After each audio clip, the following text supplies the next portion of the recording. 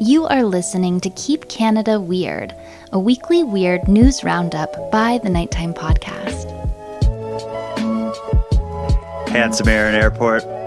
We're back to Keep Canada Weird, the only job I think we're qualified or capable of. Yeah. Some argue that we're not qualified to do this, but we're doing it. As we'll see, because I'm looking at the show notes here, and our first kind of topic is corrections from last week's episode. But before we get into the corrections, let's introduce our special drinks. I'm not even going to ask how you are because I'm so excited for Coca-Cola orange cream flavored pop. This is the orange creamsicle of Coca-Cola. It's a brand new flavor. I posted a photo up of it on my Instagram, and I've got like probably 25 messages saying, "Where did you get that?" Followed by, "How was it?" The answer, Walmart. And the other answer, delicious. This is like the best pop I've had in a long time. I'm usually a Pepsi guy, but when you make orange creamsicle pop, I'm here for it. That's what it tastes like, an orange creamsicle with a hint of cola. Yeah. That's a damn good pop, and I don't say that lightly. Wow, that's impressive. I like the design of the can. It almost looks like it's on fire. Yeah, it's got a bit of a retro vibe. It's like red on the bottom, orange on the top. That's what caught my eye as I walked through the aisles of that hellscape Walmart. I saw this can, and I said, "What the hell is that?" Well, good for you. I'm really happy for you. That's great. Good. What do you got over there? Well, I got something different. I have a Maison Perrier France Forever Lime sparkling water. So I've never heard an Anglophone attempt to pronounce the name of that brand. What did you call me? I called you an Anglophone. I see. That's correct, right? That means speaks English only. It's fine. Okay. It's fine. Just making sure, because it seems like we made some mistakes last week. We got some voicemails about it. Yeah, well, not necessarily. Well, let me crack open my special drink here. Put the cart in front of the horse. Yeah. Easy now. I watched you drink yours. Now you damn well watch me drink mine.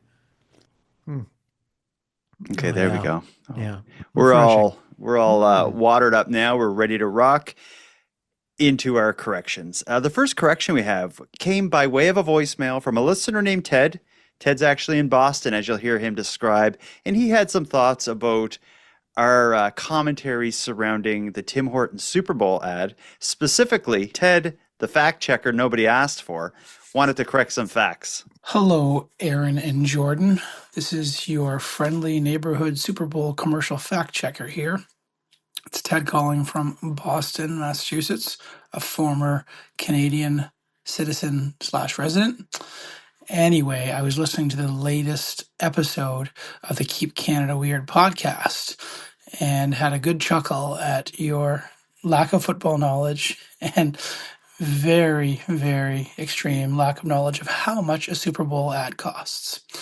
You suggested that it could be hundreds of millions of dollars, when in actuality, a 30-second spot for this year's Super Bowl was about $8 million. $8 million is a lot of money, and I agree that Tim Hortons would not be spending that kind of money advertising to a global audience when there are very few locations of Tim Hortons in the U.S. So that ad, I'm assuming, was just in Canada because I did not see it here in the U.S.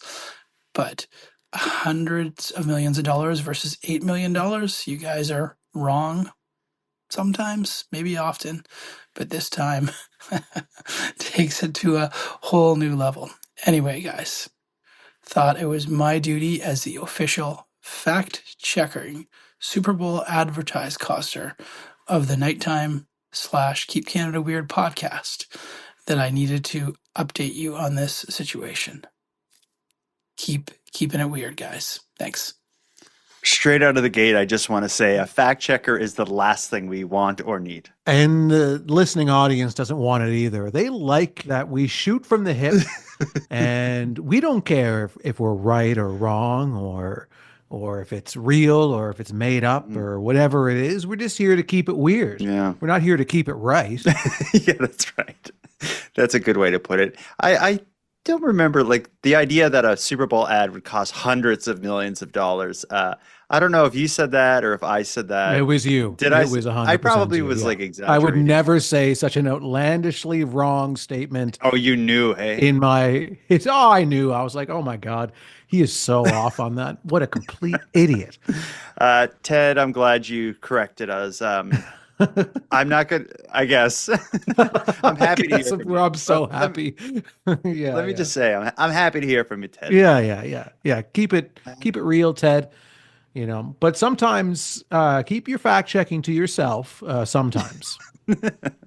We're going to open the show with corrections. We heard from Ted, but it's not just corrections for us. A listener is correcting something someone said in a voicemail last week. I'm just going to play it here. This is interesting. I think you'll know what's going on here. Okay. Hi there. I'm just sending a message from Manitoba, listening to your Keep Canada Weird episode from February 14th. I just wanted to send a comment to John, who sent his message regarding Ziploc bags. I don't know who wants to break it to John. However, he lives in Calgary, Alberta, not in Calgary, BC. This might be a news flash to him, so break it to him gently. I love what we do here. Yeah, When it's like John, who left the voicemail about the Ziploc bags, doesn't know where Calgary is. Do you want to explain what's happening there? Well, I don't know what's happening. I don't really remember. I remember the Ziploc bag conversation. I remember John called in. He had concerns about if we were reusing and cleaning the Ziploc bags after we were putting many things in them. But there's so many layers to this correction. What happened was a long time ago, I described the premier of Alberta as being the premier of British Columbia. I misspoke, and somebody sent like a voicemail about like how I need to get out more and we need to learn more about the country and so on. And I think that they said they were from Calgary, and in being kind of like laughing off their criticism of me, I refer to it as Calgary, BC. But I did it very dry and sarcastically, so not a lot of people got that joke. John last week clearly did, because when he sent his voicemail, he described himself as being from Calgary, BC. So there's several layers to that, and he did it. That's good. I'm glad you pointed that out, because I never would have picked up on that, to be honest. That was a very good delivery for John to sneak that past me. That's great. And a very dry delivery that most people wouldn't get, which is... Keep Canada Weird is like when you watch some cartoons with your kids, let's say, there are certain jokes for the children that the show is geared towards, but there's other more subtle jokes kind of floating above or below the surface for the adults are sitting and watching. I think that's kind of how I see Keep Canada Weird. A casual viewer will come and get into the weird news stories from the week, but people who tune in every week will get the kind of the subtleties and the jokes that kind of, or the bits or whatever you want to call them, that play out over the period of several weeks. And I enjoy that. Mm-hmm. Enough of this, enough corrections for 1 week. We got a lot to get into tonight. Canada has been more than weird over the past week, and we have some of the best stories pulled out of the weird week to celebrate tonight. Not only did we make some mistakes, Canada Post also made some mistakes. And I want to start with that story tonight. I don't know if you saw the story about the decades old letter that's been making the rounds, but imagine checking your mailbox and finding a letter that's been postmarked from 1999. That's exactly what happened to an Edmonton man this week when a piece of mail that was sent to him over 25 years ago finally arrived. Here's the story of the decades-old letter. Since the advent of instant communication and email, traditional mail has taken the back seat. It's slower, but in the case of Warren Wusheni's latest letter, the process took 26 years. The letter was from his cousin Shannon Shade, who at the time was living in Nanaimo. She wrote, "Hello everyone, thanks for the birthday card, hope to see you soon," and from Shannon, right? From Carlton Cards, so I don't even think they're around anymore. Shannon is now in Calgary and remembers the exchange. I get slack for not sending cards to family a lot, and clearly I do send them, and they just need to be a lot more patient, apparently. When the letter first arrived, Warren thought it was a scam. But after confirming it with Shannon, it's now more of a piece of the family history. It reminds Warren of a different era. Back then, lots of family members would write letters to each other longhand because nobody really, email was just coming out and not everybody had computers at the time. If an actual snail was delivering the message from Nanaimo to Edmonton, it would have just taken over 3 years, around an eighth of the time that it actually took. The universe and Canada Post work in mysterious ways, right? And who knows what happened to this letter. Canada Post says if the letter did not come with a service letter, that it was likely discovered and re-entered into the mail system. They said in a statement to Global News, "Our operations teams have seen occasions where customers find mail tucked away or lost in a house they've moved into, so the customer will put it back into the mail stream." Warren intends to deliver the message back to Shannon in a Christmas card. Maybe 25 years from now, she'll get it back, right? It's a weird story, right? I just wonder the employee who found the letter in the corner or wherever they found it, and then the decision they made to should I still mail this thing? Yeah. Or did I get away with the negligence? Well, that employee wouldn't have been the one that lost that letter initially. I mean, that was back in '99. That's true. So yeah, I would think it could have been if it was an employee that found it, it's probably best after that amount of time to let sleeping dogs lie. But I don't think this was an employee. I don't know if you kind of caught this in the article, is what Canada Post said. If something like that happened, I don't know, it was found within the sorting facility, stuck in a machine or something, it would include some kind of service letter that was explaining what happened. But what Canada Post seems to be suggesting is that somebody put this back into the mail system. Maybe somebody found it in a cupboard or something and it wasn't their mail, so they dropped it in a mailbox and it made its way through. Oh, so it left the post office, ended up at the wrong house or the wrong address. That person eventually just put it back into the system. I guess. It seems to be that's what Canada Post is suggesting. But 25 years, why would... If let's say you buy this house and you found a 25-year-old unopened letter up in a cupboard or under the stairs or something, I can't imagine you would be like, I'm going to bring this to one of those red mailbox things and drop it in and get this to whoever owns it, blow the dust off it and carry it down. That seems pretty weird. Yeah. It wouldn't be my thought. I would open it and read it and then throw it in the garbage. Mm-hmm. Post photos of it online or something. No, I wouldn't even do that. I had a kind of a weird experience, but nothing as crazy as this. But this past November, my mom was in Italy, and she sent me some postcards. And just last week, actually, I was checking the mail, and I found one of the postcards that was sent in November. We're recording this in February, so it's 3 months later.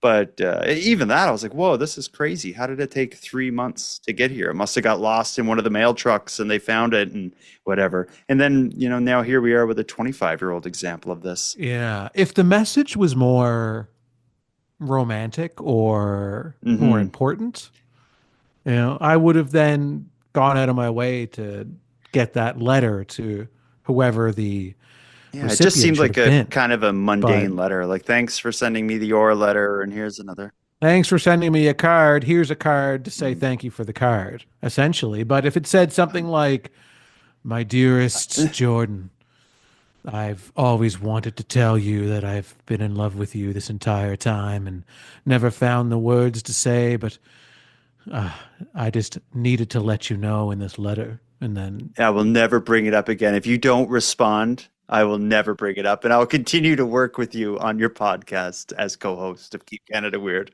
yes, pretending that I'm not so madly, deeply in love with you and your special cream soda drinks. Ah, man, I don't miss those days. There's a lot that I reminisce about and look back at with nostalgia from the good old days.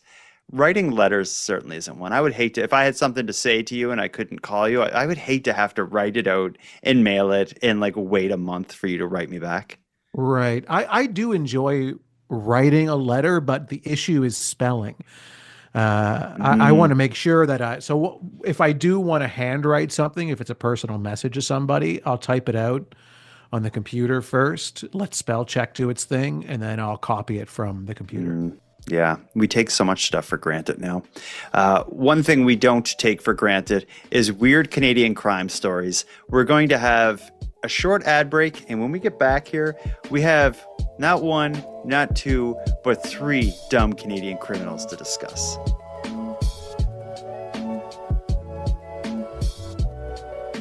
Aaron, before we get to the dumb Canadian criminals that were in the news over the last week, I want to start with an allegation that you, in fact, may be a dumb Canadian criminal. Listen to this allegation singling you out as the Santa Claus beater from last week's episode. Okay. Breaking news. Keep Canada Weird fans are fully convinced that Aaron Airport is the Santa Killer. He started the February 14th show by stating to everyone that he would use his giant snow brush to bash someone's head in. Then we hear of the tragic story of Santa's murder. Aaron Airport went into such detail that only the person there would know. We've all seen crime dramas, and police believe the guilty always have details only they would know. Aaron, your guilt is palpable, and the RCMP are coming for you, as stated by the local detachment leader, Benton Fraser. Your correspondent, Jason Maggio from Regina, Ontario. Keep it weird, boys. Did you catch from Regina, Ontario? Did I catch that? Yeah. Yeah. Okay. Mm-hmm. Subtle. But do you want to defend yourself? You got anything to say about this? Well, yeah, I do keep a heavy-duty snow brush in case I have to cave somebody's skull in. Did I kill Santa Claus? I'll say no officially. Okay. I'd like to, for the record, state that I did not hurt, maim, or kill Santa Claus. But off the record, that's a different situation. Okay, I thought so. Because when you described your theory on what happened in last week's episode related to the beating of the Santa Claus, it did seem pretty specific. So I think I'm on the listener's side. Well, let's get into it. We got some dumb Canadian criminals to get into. The first one I'm really excited about because this is a roller coaster ride. It's a lawsuit related to a golden eagle. Nearly a decade after a jewel-encrusted solid gold eagle vanished in one of Vancouver's strangest crimes, the case is still captivating news watchers. The so-called Maltese eagle, valued anywhere between $1 and $9 million, was allegedly stolen back in 2016 in a dramatic attack on its owner, Ron Shore. Since then, the case has seen accusations, lawsuits, insurance disputes, but what it hasn't seen is any sign of the missing treasure. Here comes the story of the golden Maltese eagle. Ostentatious, gaudy even, this bejeweled eagle made of gold, the subject of a lawsuit stretching back more than 6 years. The golden eagle and the world's greatest treasure. The large bauble was owned by Ron Shore. The entrepreneur planned to use the sale of this trinket to fund a charity treasure hunt he had created to support cancer research. But the bird was boosted. I received 6 stitches to the head. There was substantial bleeding. I have substantial road rash on the side of my knee. 2 unidentified thugs allegedly smashed Ron on the head and snatched the backpack it was being transported in, driving off in a dark-colored SUV. The Delta Police took on the file. We are working and taking every possible step we can to locate the individuals responsible and return the golden eagle to Mr. Shore. Since the alleged theft, Shore has been suing the insurance companies who denied his $1 million claim. This week in BC Supreme Court, the insurers tried to have the suit tossed out, claiming there had been an unreasonable delay. Court records indicate Shore has done little to advance the case in the last 6.5 years, pleading financial issues. Justice Warren writing that the delays have been inordinate and inexcusable, but ultimately allowed Shore to continue. We reached out to Mr. Shore through his attorney. Both declined to comment on this judgment. At the time of the theft, though, the self-proclaimed treasure hunter was offering a significant reward for the eagle's return. I would also like to offer at this point a $10,000 reward leading to the return of the golden eagle. While the insurance case stalls, The police investigation has also hit a wall. According to the Delta Police, the case remains unsolved, and no one has come forward with any information.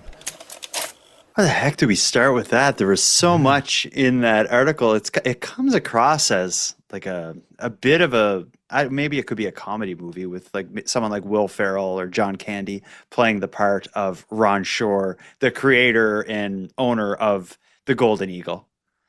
Yeah, so he's suing the insurance companies because I assume the insurance company won't pay up in terms of It seems like the dispute there seems like there's multiple disputes because I found a bunch of articles about this. I had never heard of this story, but it seems like there's a dispute over the value of this thing. Even in my intro there, I said ranging in value anywhere from $1 to $9 million.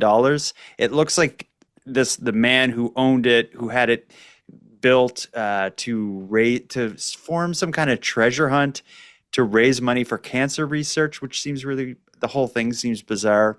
He's made statements saying it's valued up to $9 million, but in the current lawsuit, it seems they've settled on a value of $1 million.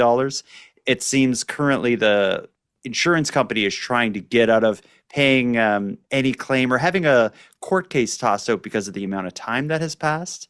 But I feel like there has to be more to it. The insurer, I wonder if they're doubting his story, because I am.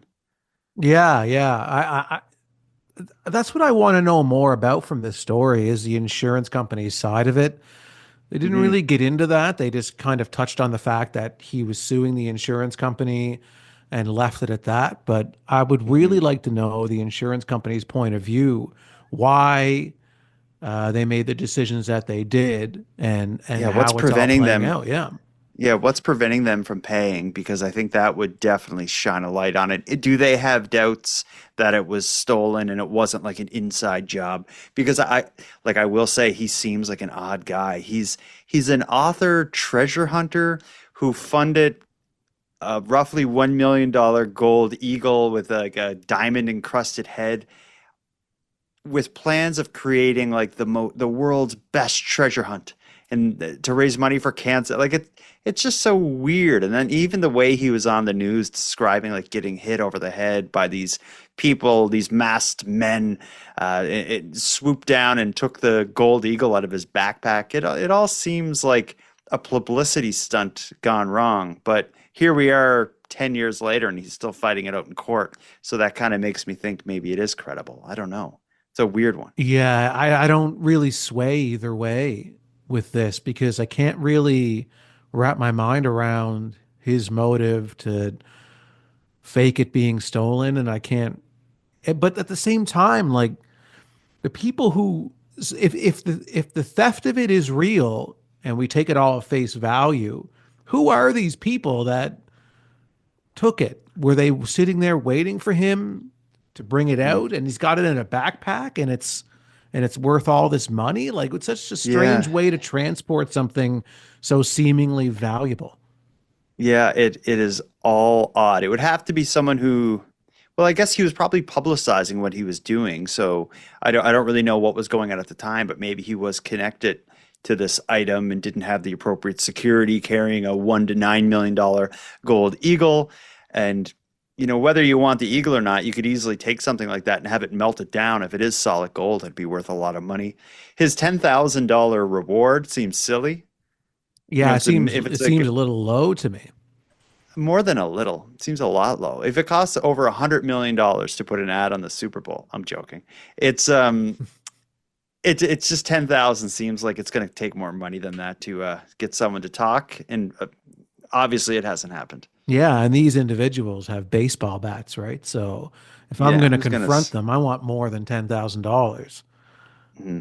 Yeah, I kind of classified this as a dumb Canadian criminal.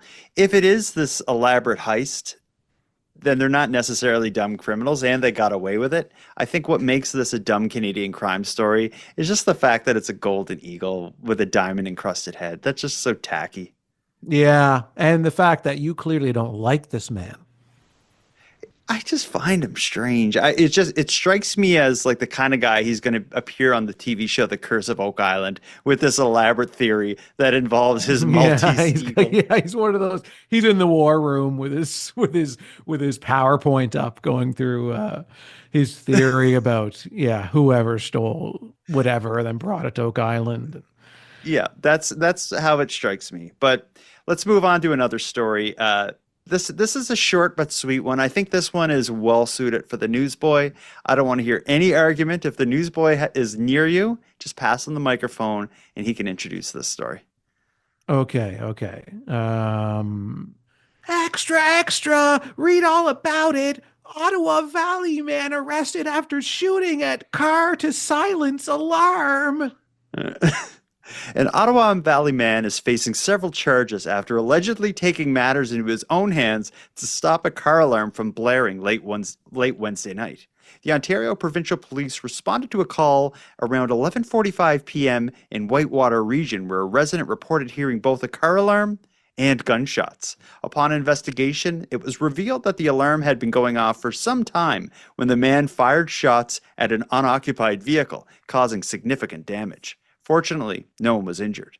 A 49-year-old man has been arrested and charged with careless use of a firearm, unauthorized possession of a firearm, possession of a weapon for dangerous purposes, and mischief over $5,000. Police also seized 3 long guns. The identity of the accused, and this may be a very important part, the identity of the accused is being withheld to protect the victim's privacy as the incident involved neighbors.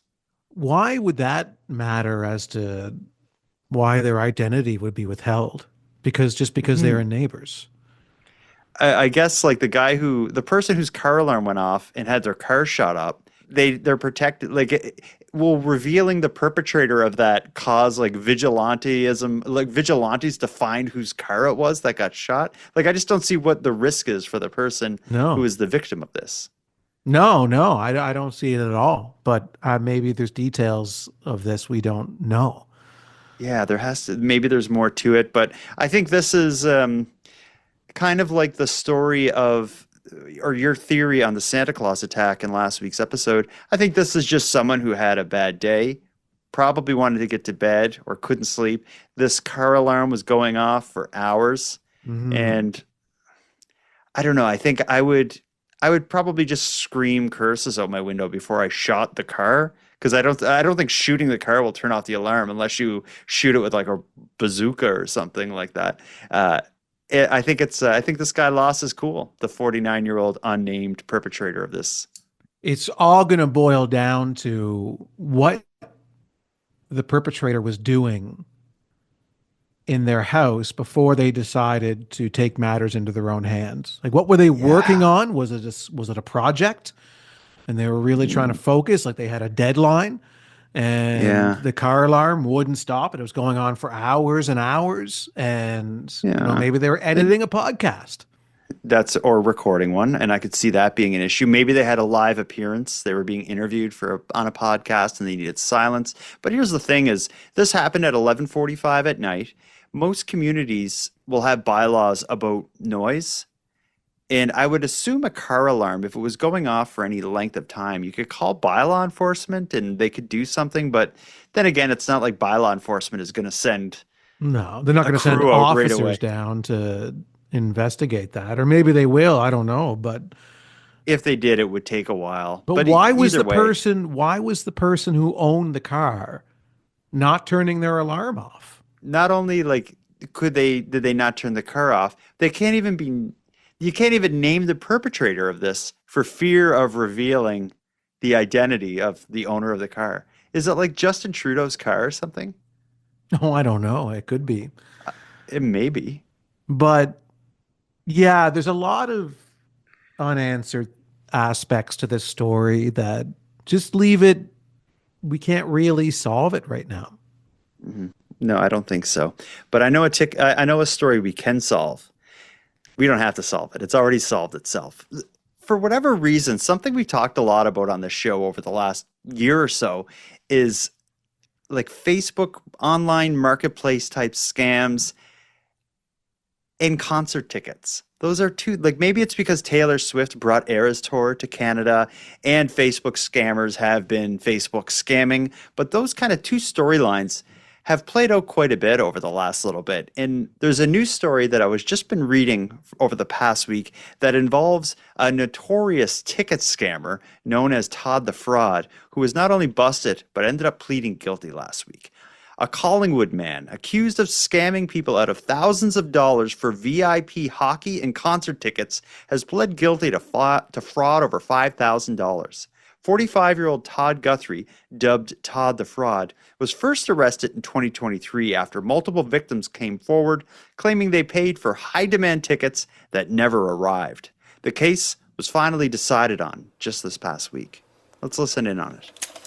Todd Guthrie pleaded guilty today inside a Collingwood courtroom to committing fraud over $5,000. Guthrie's bare plea before Justice Esther Rosenberg came without a reading of the facts as the court ordered a pre-sentence report to help the sentencing judge gain insight into Guthrie's personal history.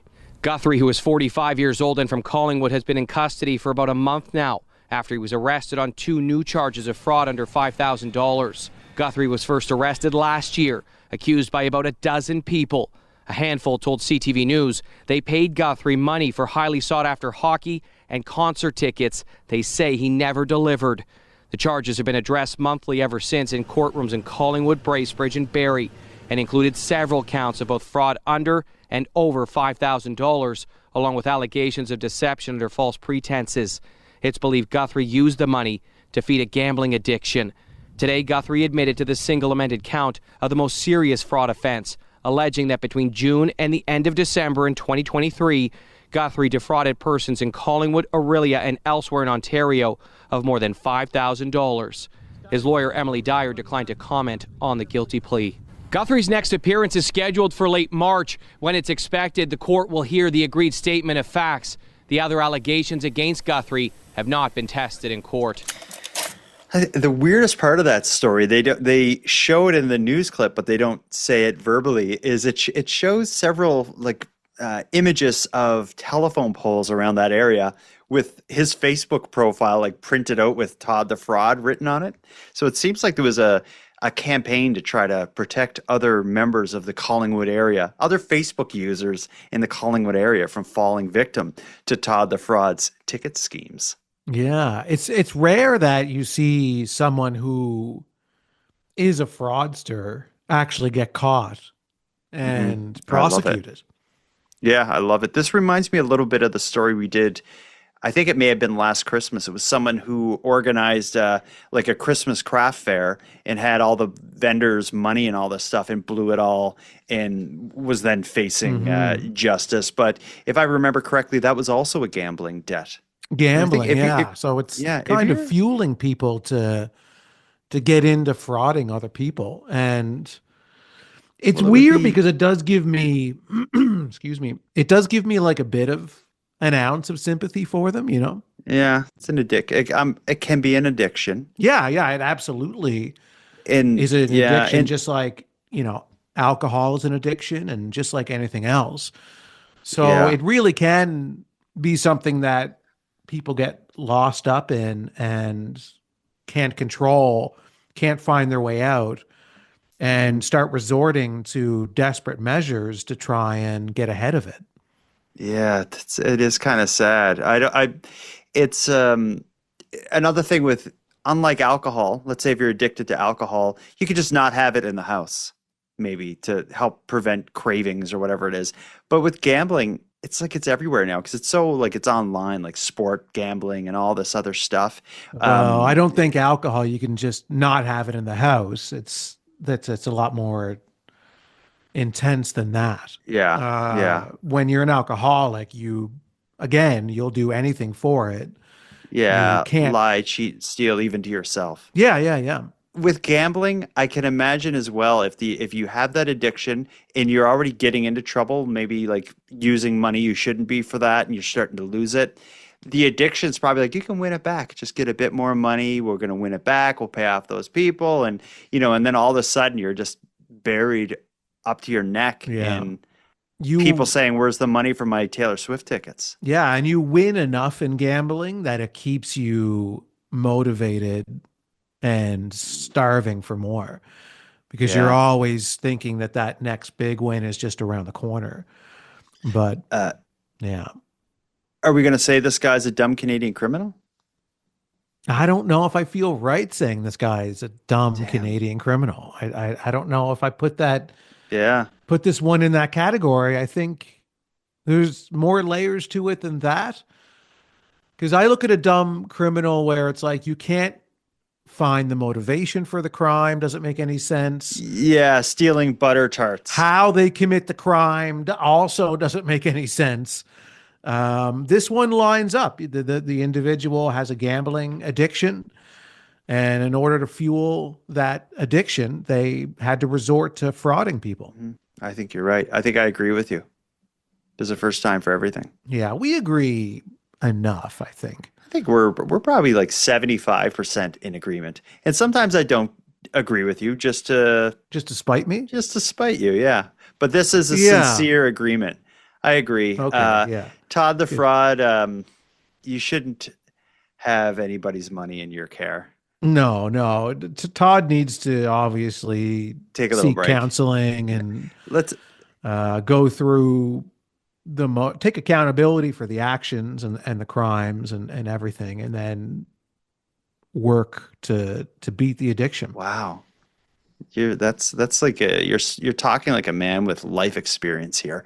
You know what I think? We called this segment "Dumb Canadian Criminals." It seems more like it's complicated Canadian crimes, is what that should have been. Yeah, I like that. Complicated Canadian crimes. Okay, we're coming up with new podcast ideas all the time. Entirely tires, complicated Canadian crimes, the Keep Canada Weird rant room. Mm-hmm. While we think about other ideas, let's take a quick ad break. When we get back, I promise I have something uniquely weird and unusual to discuss. And it involves an old lady at an arcade.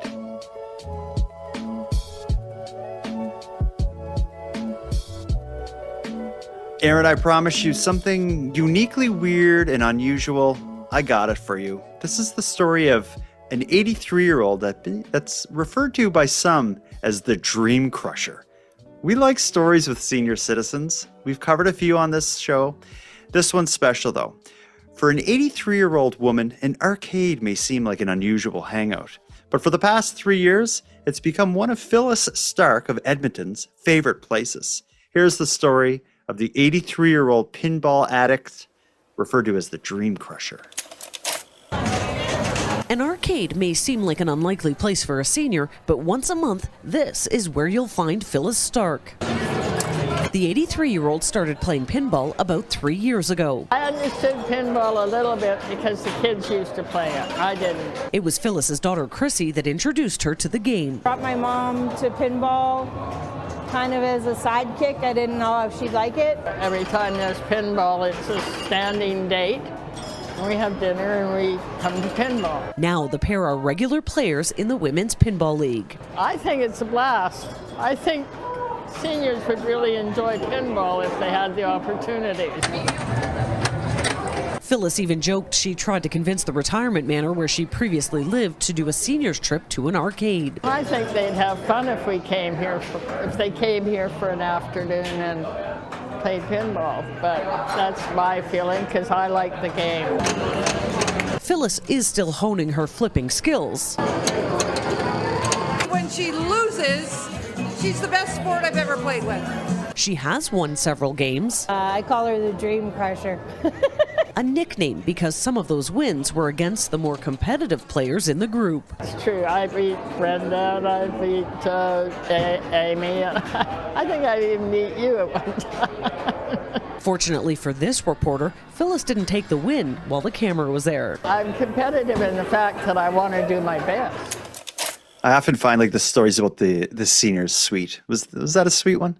Yeah, we're very pro seniors here on the podcast, or are we? What do you think? I'm trying to think back to certainly. Yeah, have we always reacted positively to stories about seniors? Yeah, I think we have. We've done many, the Yeah. greeting card people. We went to, remember there was the one, remember? yeah, you ripped them. You ripped into them. But remember there was Yeah. one that was like a 103-year-old's birthday party that we were quite impressed with. She kept falling asleep during her party, it seemed. Yeah. No, I love this sort of thing. And I'm close to my grandma. But they don't always get a free pass. That's what we've proven. No, it's not a given. It's just they always. Yeah. Just because you're a senior doesn't mean that we're going to go easy on you. I think I have a tendency to prefer older women than older men for the most part. The women seem cuter. Oh, wait, this sounds weird. Let me back this up. Women seem cuter. Okay. What else do you like? Here's the thing: is I have a aged grandmother. My grandmother, I think, is 93 years old. She lives in a senior's home, and she's always doing like little events that bring so much meaning into her life and happiness into her life. She uses VR a lot, the VR headset. They have one at the nursing home that she's in. And when I see a story like this, I just like to see that someone later in life is out experiencing the world, experiencing life, trying new things. Yeah, that's what you like. I'm happy for Phyllis. Yeah, you like that. Yeah. I see, but like I don't know if this is what empathy is, but when I see this story, I think of my grandmother, and I'm like, oh, my grandmother would also love this. Yeah. You like watching the elderly. You do. Come on. Go on. Yeah. On. You like watching them have fun. I like talking to them, honestly. Yeah, I find you like talking to them. You like watching them have fun, watching them be out and about, doing activities. You enjoy it. Yeah, I find the elderly, especially like up in the when I say like a senior, I'm what we're talking about here is like 80, 90-year-olds. I find it's a lot like kids. They're just like they're honest. They don't waste. Like they say what they're thinking, and they're almost like act on impulse to an extent. I find this 83-year-old. Yeah, I like this story. This is a nice story. I'm glad. I didn't know a pinball league was a thing. Apparently it is. I'm glad she found it. I will say, though, I would hate to work at the pinball league on the day that the seniors from that nursing home end up showing up if Phyllis does convince them, because I feel like that would be a long shift. Why? Well, because they won't know how to do anything. Like, how do I get those things? Now, I'm starting to find this to be a bit hypocritical. You were just praising senior citizens, and then now you're saying that they're incapable of learning. I don't think they're incapable of learning, but I think I don't have the patience to be the one to teach them. You just want to watch. I want them to already, just like kids, I want them to already know the routine and stuff before I'm around. Like, yeah, you know what I'm talking about when you get a call from, like, I don't know, your mom or something, and she needs help with something computer related. Yeah. Does that happen to you? Okay, because my mom is, I just want to rant. This is going to be the rant section. This is the rant section. Yeah. I love how this has quickly turned into a rant section. This lovely woman is playing pinball and enjoying life. And now it's Jordan's rant. My mother is very interested in technology and tries to use it as a way to make her life easier and more efficient and automated. But rather than it being like a crutch or something that benefits her, I feel like she's burdened by technology. So my mother is forever dealing with like her Alexas, and I can't get the lights on and off, and the voicemail is doing weird stuff, and my Facebook account. It drives me crazy. Okay. I love my mother dearly, though. I'm just going to say that. But I don't want to help her with any kind of technology stuff. What about when you need help? Because at a certain point in time, when you're older, you're going to see technology pass you and pass your abilities to keep up with it. And then you're going to need help. So what are you going to do? Who are you going to turn to? Yeah, I hope other people are better people than me. Well, there's probably somebody who's watching you, and they're going to come over and they're going to help you because they like to watch you and they like to help you. What are you trying to say? You like watching senior citizens have fun. I do enjoy it. You do. I know you do. You admitted it and you like it. Yeah. There's nothing wrong with that. And No, I'm not it's suggesting that it's that it's strange or unusual. It's nice. Or antisocial in any way. No, it's so nice and normal. And I think it's great for you that you have something that you enjoy. You like watching the elderly. And you don't like helping them, but you do like watching them. All So right. someone will watch you someday. Okay. Let's move. I feel like this is getting creepy. So let's move from this to something that isn't creepy. We have a voicemail from Sarah, a correspondent who is recording this from inside a women's washroom in British Columbia. Oh. Here it comes. Okay. Hi, Jordan and Aaron. This is Sarah from Seattle, but I'm coming to you from the bathroom of the Souk Brewing Co. in Souk, BC, because we are on vacation. And as we were coming off of the ferry and driving out this direction, we drove through Sydney, BC, and I saw more rabbits on the side of the road than I have ever seen in my entire life. Big, giant, beautiful rabbits everywhere, like a dozen of them, just in a half mile as we drove down the road. And as my family was overwhelmed with the excitement of seeing this many rabbits, I stopped and I said, I think I know about this. And I thought of the animal uprising, and I'm almost positive that there was an episode in which there was some sort of Sydney, BC rabbit overtaking, and I can't go back at this moment and find it, but if I'm correct, then I have an incredible memory, and if not, I've daydreamed Keep Canada Weird episodes that don't exist, which is also kind of rad. So happy Family Day from here in Canada, fellow people currently in Canada, and thanks for being great. I will continue to listen as long as Canada continues to be weird. Thank you. Goodbye. What was the relevance of her having to explain that she was in the bathroom?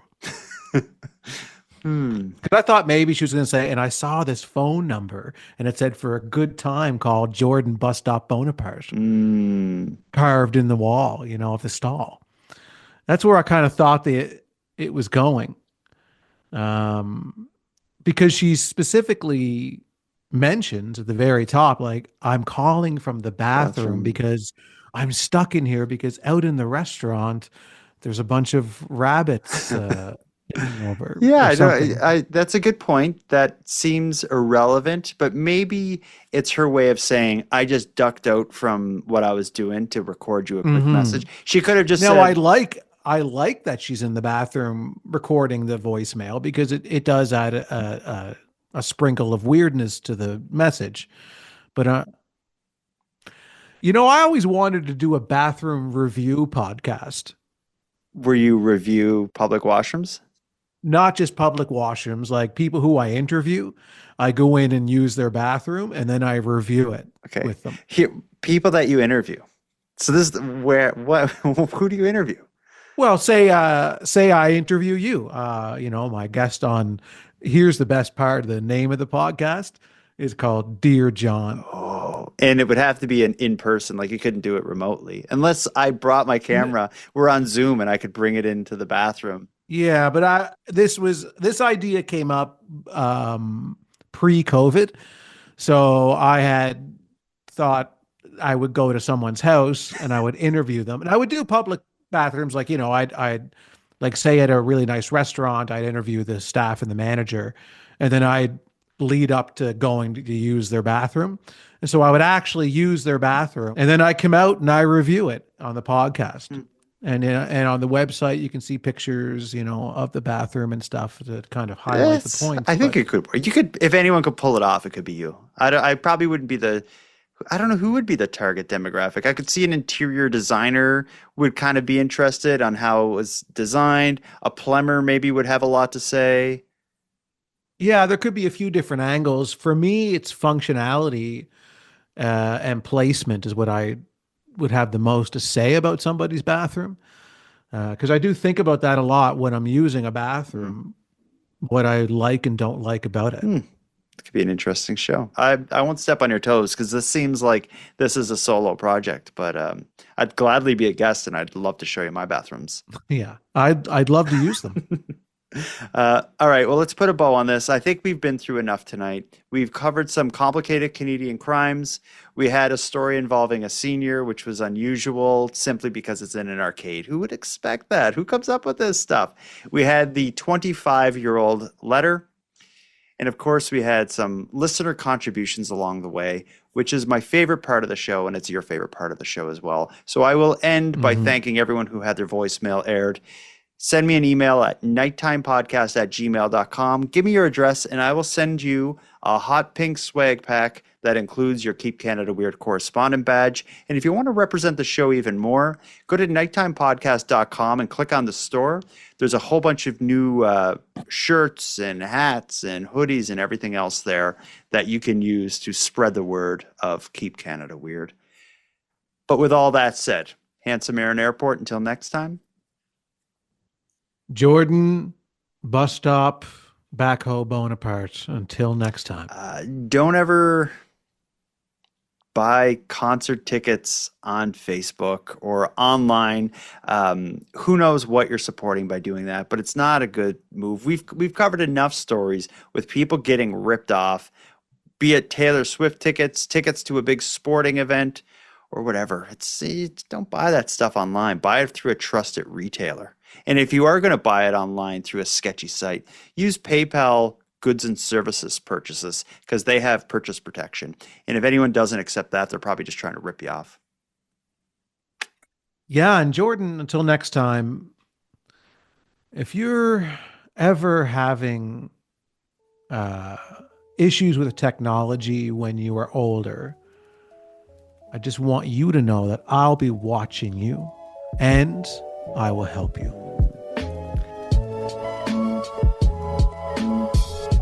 I want to thank you for helping Aaron and I fulfill our mission to keep Canada weird. If you got a news story from your area that you'd like to share with us, or have any thoughts or theories or opinions on anything we discussed tonight, we'd love to hear from you. You can contact us by using the voice recorder that can be found at nighttimepodcast.com/contact. And on that topic, I want to give a big thank you to this episode's correspondents. If your voice message was aired tonight, you can email me your address. My email is nighttimepodcast@gmail.com, and I'll get a Keep Canada Weird badge and swag pack sent out to you. I just ask that you wear the badge proudly and responsibly.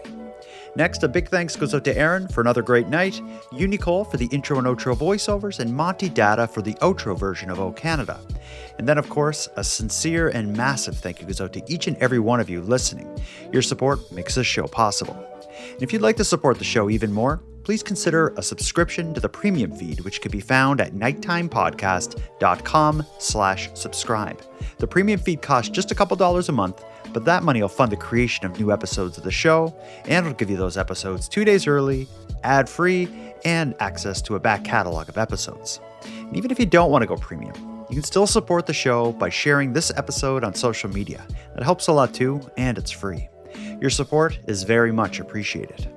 So with all that said, until next time, take care of each other, hug your loved ones tight, and together, let's keep Canada weird. Keep Canada Weird is written, hosted, and produced by the Nighttime Podcast. And now to our viewers and listeners everywhere. Good night.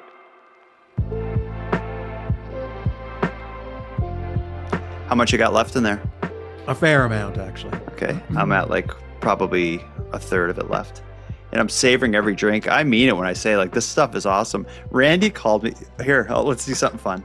Randy called me asking if he should buy it. He's called me. He's like, I'm at the grocery store. I saw you post about that orange cream Coca-Cola. Should I get it? And I talked him into it.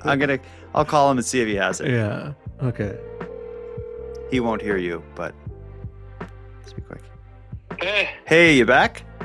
Yes. So, what's the verdict? Did you buy it? I didn't try it yet. I'm waiting for it to chill. Go grab one. It's good cold. It's good even a little warm. Just go grab one right quick and take a drink for me. Okay, hold on. I was actually drinking the sparkling water orange cream soda. Yeah, it's nothing compared to this stuff. Hold on. I drink that when I go to Randy's house. Do you got it in the fridge now? Yeah. Yeah, I just opened. Oh, that's great. What's it like? It's orangey. It's creamy. Delicate. Is it giving orange creamsicle? Yeah, it's giving orange creamsicle. That's what I find. And it is caffeinated though, so don't go nuts. I won't. How many did you buy? Did you get a case of this stuff? Yeah, I got a case. Yeah. I like referring to pop as like a case. It sounds like you're talking about beer.